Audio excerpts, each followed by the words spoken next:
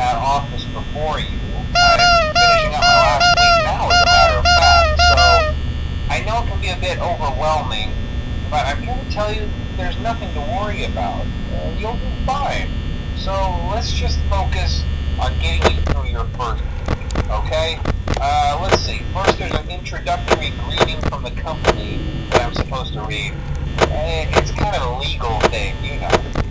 Welcome to Freddy Fazbear's Pizza, a magical place for kids and grown-ups alike, where fantasy and fun come to life.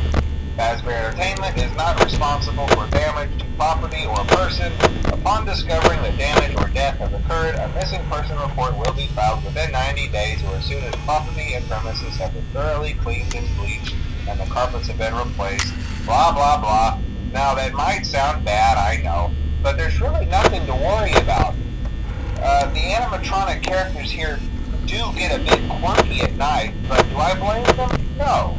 If I were forced to sing those same stupid songs for 20 years and I never got a bath, I'd probably be a bit irritable at night too. So remember, these characters hold a special place in the hearts of children and we need to show them a little respect, right? Okay. So just be aware, the characters do tend to wander a bit.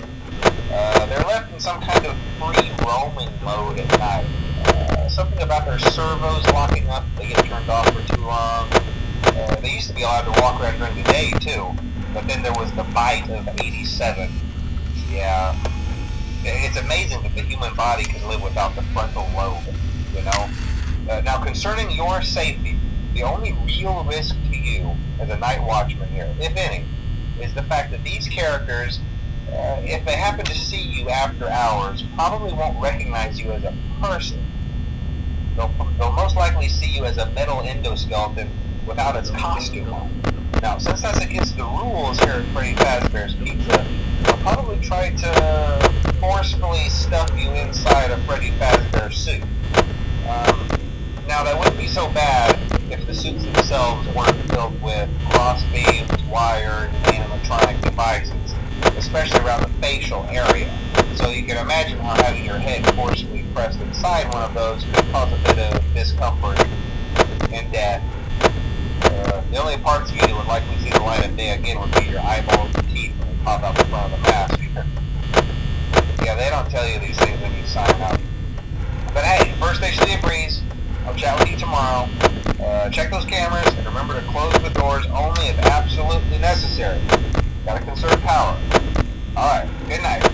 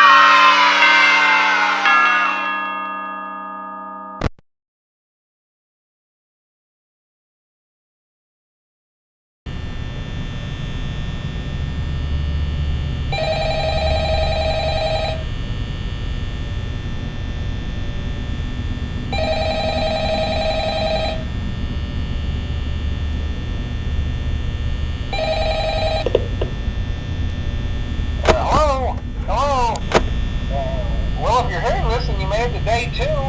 Congrats.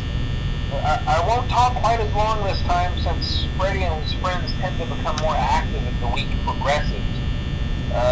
It might be a good idea to peek at those cameras while I talk, just to make sure everyone's in their proper place, you know. Interestingly enough, Freddy himself doesn't come off stage very often. I've heard he becomes a lot more active in the dark, though, so hey, I guess that's one more reason not to run out of power, right? I also want to emphasize the importance of using your door lights. There are blind spots in your camera views, and those blind spots happen to be right outside your doors. So if you can't find something or someone on your cameras, be sure to check the door light. You might only have a few seconds to react. Not that you would be in any danger, of course. I'm not implying that. Also, check on the curtain in Pirate Cove from time to time. The character in there seems unique in that he becomes more active if the cameras remain off for long periods of time. I guess he doesn't like being watched. I don't know. Anyway, I'm sure you have everything under control. Talk to you soon.